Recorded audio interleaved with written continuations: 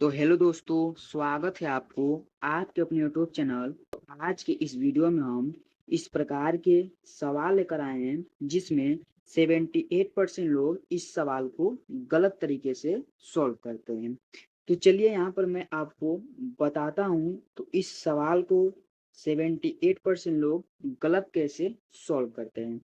जैसे यहाँ पर सवाल हमारा है 30/1/8 गुणे 8। ठीक है।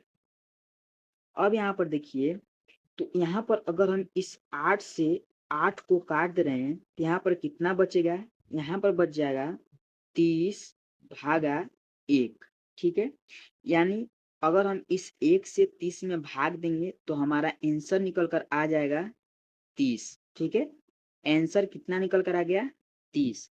यानी 78% लोग इसका आंसर जो बताएंगे वह बताएंगे हमारा 30, लेकिन इसका आंसर जो है 30 नहीं होगा। अगर आप इस प्रकार से इस सवाल को सॉल्व कर रहे हैं तो आपका सवाल क्या है? गलत हो जाएगा। तो चलिए इस सवाल को कैसे सॉल्व किया जाएगा मैं आपको बताता हूँ। चलिए पहले नंबर इस सवाल को हम उतार लेते हैं। सवाल क्या है? 30/1/8 गुणा 8। ठीक है। तो यहाँ पर देखिए, इस सवाल को सॉल्व करने से पहले आप बोडमास रूल समझ लीजिए। तो बोडमास रूल होता क्या है? जैसे कि BODMAS ये हमारा बोडमास है। ठीक है। यानी बी का जो मान होता है वह हमारा होता है ब्रैकेट। क्या होता है? ब्रैकेट। यानी ब्रैकेट जो है 4 प्रकार का ब्रैकेट होता है। पहला रेखा ब्रैकेट, छोटा ब्रैकेट, मझला ब्रैकेट और बड़ा ब्रैकेट। ठीक है। अब देखिए ओ यानी हो जाएगा हमारा ऑफ। इसको हम हिंदी में का बोलते हैं। अगर कहीं पर ऑफ या का लिखा हो तो इसको हम गुणा के रूप में दर्शाएंगे। ठीक है। अब देखिए डी डी यानी डिवाइड, इसको भाग बोलेंगे। उसके बाद एम यानी मल्टीप्लिकेशन यानी गुणा बोलेंगे इसको हम। ठीक है। अब देखिए ए यानी एडिशन, इसको जोड़ बोलते हैं। उसके बाद एस यानी सब्ट्रैक्शन, इसको हम घटाना बोलते हैं। तो इस प्रकार से ये हमारा बोडमास रूल होता है और इसी रूल के अनुसार ये सवाल हमारा सॉल्व होगा। तो यहाँ पर जब हम इसको सॉल्व कर रहे हैं तो यहाँ पर कितना हो जाएगा? यहाँ पर देखिए सवाल हमारा क्या है? सवाल यहाँ पर हमारा है 30/1/8 गुणे 8। यही सवाल है। तो जब इसको हम सॉल्व कर रहे हैं तो देखिए, अगर बोडमास रूल के अनुसार देखेंगे पहला ब्रैकेट सॉल्व होगा। इस सवाल में ब्रैकेट तो है नहीं।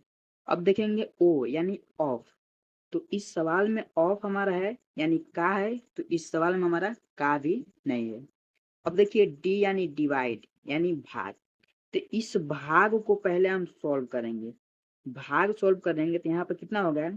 30 में हम एक मान सकते हैं, कुछ नहीं है तो, क्योंकि ये जो सवाल है ये भिन्न के रूप में है।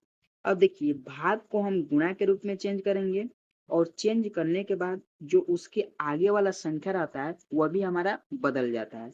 यानी 1/8 है तो ये उल्टा हो जाएगा 8/1। ये गुणा है तो गुणा, ये 8 है तो 8 उतर जाएगा। ठीक।